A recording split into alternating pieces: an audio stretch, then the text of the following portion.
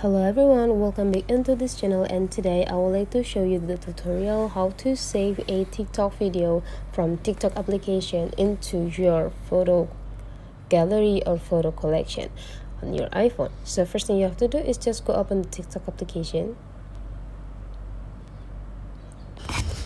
Hold on, and after that you just need to scrolling down your home page and find out the best video that you want to save, like tips and trick probably, or the music video, or the part of the film, movie, or yeah, anything.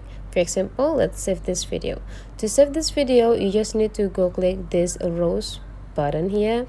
You need to click it, and after that, right in this lowest feature, there will be a save video. You just need to click it,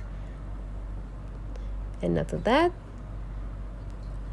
you just need to go back into your photo collections on your photos here to check either the video is already saved or not, and the video is already saved on your gallery. So that's the way how to save a TikTok video on your iPhone. If you find that this tutorial is useful for you, don't forget to subscribe into this channel.